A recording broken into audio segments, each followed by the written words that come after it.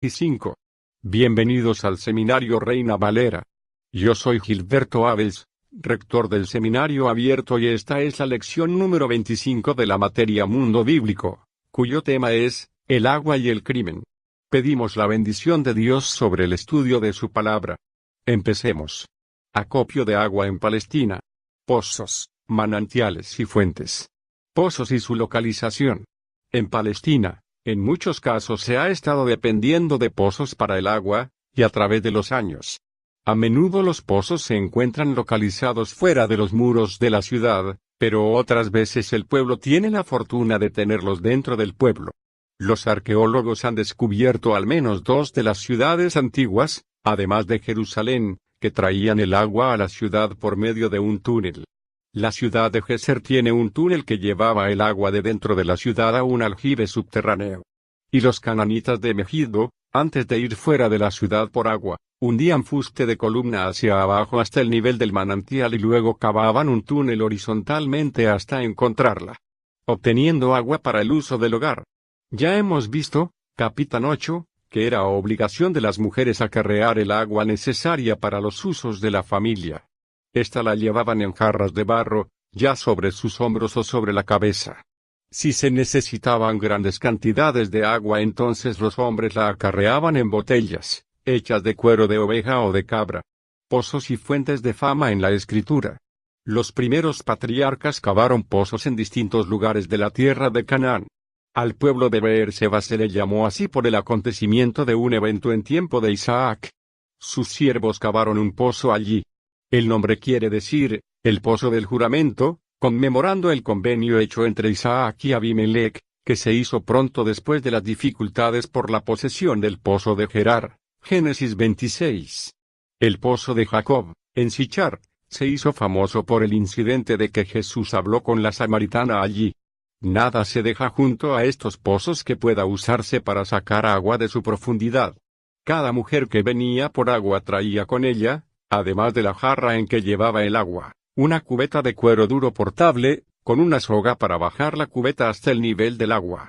La mujer samaritana había traído todo esto consigo, pero Jesús no disponía de tal equipo. Fue allí que ella le dijera después que él le hubo pedido de beber: Señor, no tienes con qué sacarla, y el pozo es hondo. Juan 4:11. La respuesta a esta solicitud: ella sacó agua del pozo y le dio a beber. Fue por el agua de un pozo de Belén por la que David suspiraba en el desierto. Para apreciar su deseo, uno tiene que experimentar lo que es tener sed en el desierto, y también conocer la frescura del agua de los pozos y cisternas de Belén. En las laderas de las lomas en derredor de Belén hay bancales con viñas, y la mayoría de ellas tiene una cisterna cavada en la roca y localizada en ellas, la cual colecta el agua de lluvia en los meses de invierno y la preserva en condiciones de una frescura deliciosa durante los meses de verano. Los hombres de Belén se jactan de la frescura de su agua. A un hombre una vez se le dio a beber, pero expresó tal deseo por el agua de la viña de su padre, diciendo que estaba tan fría que no había podido beberse todo un vaso sin despegarlo de los labios por lo menos 3 veces. Así David, estando en la cueva de Adullam localizada en el costado desierto y cansado de pelear, dijo: «Quien me diera de beber del agua de la cisterna de Betlehem, que está a la puerta». 2 Samuel 23:15. Cuando 3 de sus hombres arriesgaron su vida en peleas con los filisteos para traerle de aquella agua fresca del pozo de Belén, David derramóla a Jehová. 2 Samuel 23:16. Esto era de acuerdo con una antigua costumbre de la ofrenda de libación, o sea, el derramarla en la tierra como un acto de adoración, vino, o aceite, o agua, o leche, o miel.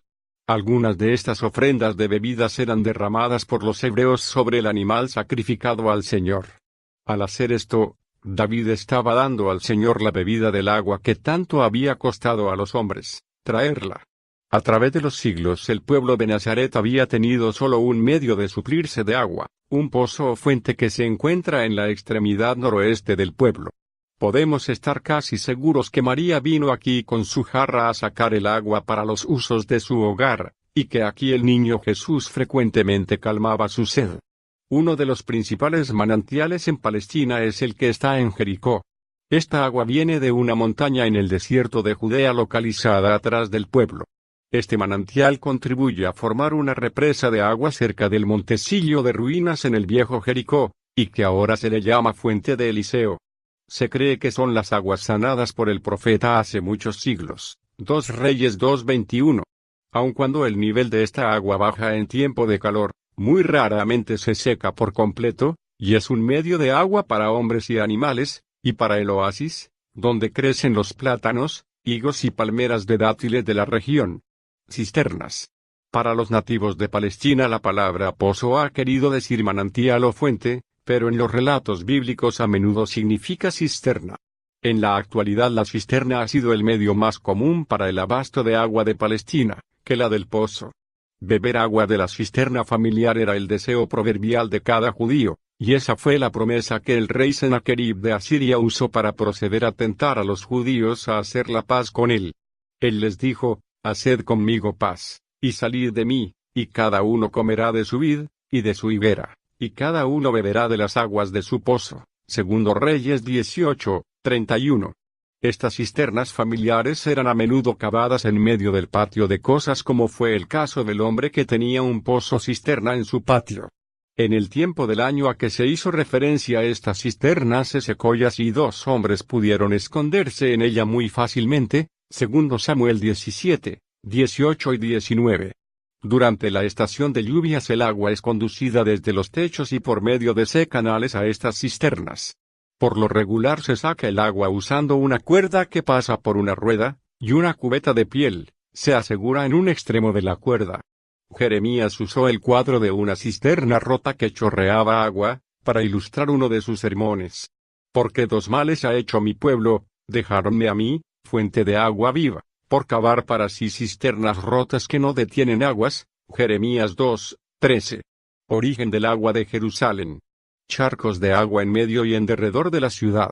A través de la mayor parte de su historia, la ciudad santa ha dependido grandemente de cisternas privadas, las que sus habitantes han mantenido para acaparar el agua de lluvia. La ciudad misma no ha tenido a través del tiempo fuentes vivientes o manantiales dentro de sus muros. El manantial de Gihón, ahora llamado la Fuente de la Virgen, está localizado en el valle de Cedrón, apenas afuera de la ciudad de los Jebuseos o ciudad de David. El rey Ezequías construyó un acueducto o túnel desde el manantial atravesando la roca bajo la ciudad hasta un lugar en el valle de Tiropeo, donde se construyó un tanque para recibir las aguas. Segundo Reyes 20:20. El estanque ha llevado el nombre de estanque de Siloé. El proyecto del agua fue emprendido principalmente para dar suficiente agua a la ciudad en tiempos de sitio. El estanque ha sido importante fuente de agua para Jerusalén a través de los siglos. Aquí se reúnen para lavar sus ropas las mujeres árabes de la vieja ciudad, o sus vestiduras, a sus niños. Y más allá en la boca del túnel, llenan sus jarras para llevar el agua para las necesidades familiares. A este estanque ocasionalmente viene algún pastor a lavar sus ovejas. Otros estanques localizados en y en derredor de la ciudad que han proporcionado agua, incluyen el pozo de Ezequías, localizado dentro del muro y alimentado con agua a través del acueducto subterráneo desde el estanque de Mamilla. Este último estanque queda a unos 640 metros al oeste de la puerta de Jaffa fuera del muro, y está en el valle de Hinnom recibiendo las aguas que escurren de ese valle. El estanque del Sultán queda apenas fuera de la esquina suroeste del muro en este mismo valle. El estanque de Betesda se encuentra dentro del muro oriental entre la puerta de San Esteban y el muro norte del cercado del templo. Fue aquí a donde muchos enfermos concurrían a bañarse en el tiempo de Cristo, creyendo que las aguas tenían propiedades curativas. Allí fue donde Cristo sanó al hombre impotente. Juan 5. El estanque de Salomón y el área de depósito del templo. A 3 kilómetros al sur de Belén, se encuentran 3 depósitos de agua, que por siglos se les ha llamado los estanques de Salomón, porque por lo general se cree que él los construyó. Josefo indica que fue probablemente Poncio Pilato quien los reconstruyó y ensanchó. El agua de estos estanques era llevada a Jerusalén por medio de un acueducto cavado en la roca y la depositaba en un gran receptáculo localizado en el área del templo. Aún en la actualidad el agua de este manantial se lleva a la superficie a un punto entre la cúpula de la roca y la mezquita El Aqsa, con una cubeta de piel asegurada a una cuerda y pasándola por una rueda. Los aguadores usaban botellas y venían aquí a llevar su agua a muchas partes de la ciudad de Jerusalén. Durante 6 meses del año, cuando no llueve, el agua se escasea en muchas partes de Palestina, especialmente durante la última parte de la estación, cuando una tras otra, las cisternas se han ido secando y los pozos permanentes y los manantiales que siempre fluyen de los cuales se depende para el abastecimiento de agua. En tales tiempos el aguador irá a un pozo o depósito, y luego lleva su agua a aquellos que la necesitan. Él puede ir por las calles de la ciudad o por el mercado gritando, a todos los sedientos, venid a las aguas. Ha habido tiempos en que una persona filantrópica ha pagado al aguador por el agua que él necesita y luego le deja ofrecerla sin precio a los que la necesitan. Entonces él llamará, a todos los sedientos venid y bebed sin precio, sin precio.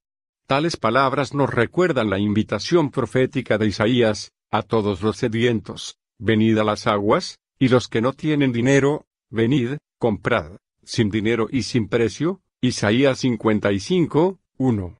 Agua para la Jerusalén moderna. La porción de Palestina ahora incluida en la nueva nación de Israel ha sufrido una maravillosa transformación en lo que respecta a su acopio de agua con propósitos de irrigación, lo mismo que para los usos de los hogares. Las costumbres primitivas están rápidamente desapareciendo y las costumbres modernas están tomando su lugar en las secciones judías de la tierra. La parte judía de Jerusalén tiene ahora un nuevo acopio de agua que viene de una distancia de 48 kilómetros de la antigua Antipatris, o el Raselem, localizado en la llanura de Sarón. El agua viene de muchos manantiales allí localizados y se lleva por medio de estaciones de bombeo de relevo por una larga tubería hasta la cresta de las montañas, y de allí hasta donde está la ciudad santa. La Jerusalén bajo el control de Israel se ha accidentalizado mucho con tuberías de agua en las casas. Pero en mucho de la antigua ciudad porción árabe de Jerusalén, aún se ve a las mujeres llevando jarras de agua sobre la cabeza o los hombros, y a los hombres llevando botellas de cuero de cabra con agua, de una manera muy parecida a la de los antiguos hebreos. Y numerosas cisternas aún conservan el agua de lluvia. Asaltos y venganza de muerte. Asaltos. Práctica entre tribus de árabes del desierto. Cuando no hay un gobernante fuerte entre las tribus árabes del desierto que sea capaz de conservar la paz entre dichas tribus, entonces algunas de ellas pueden volver al viejo pasatiempo de asaltar a otra tribu. Seleccionarán primero una tribu que esté bien aprovisionada de ganado y mercancías, enviarán primero exploradores a familiarizarse ellos mismos con la tribu que desean asaltar. Organizarán sus fuerzas a fin de llegar allí en determinada noche en que no haya luna. Vendrán a hurtadillas. Uno de los hombres o jóvenes se acercará a las tiendas para atraer la atención de los perros. Luego este joven correrá en otra dirección para atraer a los perros lejos de las tiendas. Cuando el lugar ya ha sido limpiado de los perros, entonces los hombres se abalanzan desde distintas direcciones, desatando los camellos, arrean el ganado y las ovejas, robándose todo lo que pueden de algún valor para llevarlo a sus tiendas o darlo a su jefe. Esto se hace entre el griterío de las mujeres. Los hombres que se les opongan, son vencidos. Pero los asaltantes tendrán mucho cuidado de no herir a las mujeres de ni derramar sangre. La religión mahometana permite los asaltos, pero no permite que se pierdan vidas en el proceso. Si se derrama sangre, entonces principia una riña de sangre y esto es una cosa muy seria, porque a veces se sucede de generación a generación. La tribu toma empeño en matar a tantos como los que fueron muertos en el asalto. Práctica en los días del Antiguo Testamento. En el libro de los jueces, bandas de gente del desierto a quienes se llamaban los niños del oriente, eran una constante amenaza para los israelitas. Cuando estos campamentos de pastores se acercaban a las orillas de los terrenos de agricultura, se planeaba un asalto contra la cosecha de Israel, o algunos de sus ganados, rebaños, u otra mercancía de valor. La Escritura dice de esta gente, pues como los de Israel habían sembrado, subían los orientales contra ellos, destruían los frutos de la tierra. Y no dejaban que comer a Israel, ni ovejas, ni bueyes, ni asnos. Jueces 6, 3 y 4. Los ladrones que moraban en tiendas eran conocidos en los días de Job, porque él dice de ellos, prosperan las tiendas de los ladrones. Job 12:2.6. El profeta Abdías dice de los ladrones que roban por las noches, si ladrones vinieren a ti, o robadores de noche, ¿no hurtarán lo que les bastase? Abdías 5. Estos ladrones de tiempos antiguos son en varios modos similares a los asaltantes árabes de tiempos modernos. Estos últimos nos ilustran el método usado por los primeros. Venganza de muerte. La antigüedad de esta costumbre. El derramamiento de sangre durante un asalto da principio a una riña de sangre, la que puede prolongarse por muchos años. La base para esta riña es una costumbre o ley que es común entre los pueblos semíticos. La unidad social entre estos pueblos es la tribu o el clan. Los miembros de cualquiera tribu tienen la obligación de castigar a quien quiera que haga mal a un miembro de su clan. La sangre de un miembro que haya sido asesinado de su tribu clama desde la tierra, Génesis 4:10, y el hombre pariente más cercano tiene la obligación especialmente de vengar su muerte. En tiempos antiguos, en lugar de que el Estado ejecutara al asesino, venía a ser la obligación de su pariente vengar la muerte de su familiar. La ley de Moisés reconocía este derecho del pariente, pero protegía a la persona que mataba a otra por accidente y no de propósito, y por eso estaban establecidas las ciudades de refugio, a donde tal persona podía huir y recibir justicia. Estas 6 ciudades eran para acogimiento a los hijos de Israel, y al peregrino, y al que morare en ellos, para que huya allá cualquiera que hiriere de muerte a otro por yerro. Números 35:15. Pero estas ciudades de refugio no protegían a un asesino que lo fuera realmente, pues él era entregado al pariente para que ejerciera la venganza. El vengador de sangre, el pariente, él mismo debía matar al asesino. Cuando lo encontrare, él le matará. Número 35:19. Aplicación del principio en tiempos bíblicos. Las tribus árabes beduinas en la actualidad se gobiernan a sí mismas de acuerdo con las antiguas costumbres y leyes. Toda la tribu participa con el pariente en la responsabilidad de vengar la sangre derramada. Estos viejos reglamentos necesitan conocerse para poder tener un entendimiento de lo que aconteció en el libro 2 Samuel, capítulo 21. Una hambre vino a la tierra de David por 3 años consecutivos, y cuando David preguntó al Señor la causa de ello, el Señor le contestó, es por Saúl, y por aquella casa de sangre, porque mató a los Gabaonitas. 2 Samuel 21:1. El rey Saúl había quebrantado el convenio que Israel había hecho con los Gabaonitas, y había cruelmente asesinado a muchos de ellos. Como una tribu oriental, esta banda de hombres sintióse obligada a vengar el crimen de Saúl, pero no halló oportunidad para hacerlo. De acuerdo con la ley del pariente, comúnmente aceptada entre ellos, ya que el culpable estaba muerto, cierto número de sus descendientes deberían pagar la pena por el crimen. Así la muerte de 7 hombres descendientes de Saúl reconciliaba por el pecado de Saúl, en lo que interesaba a esta tribu. Gracias por estar con nosotros en el estudio de la historia y cultura del mundo bíblico. Estamos agradecidos por sus oraciones y necesitamos de sus ofrendas. El privilegio es nuestro contribuir a su preparación ministerial.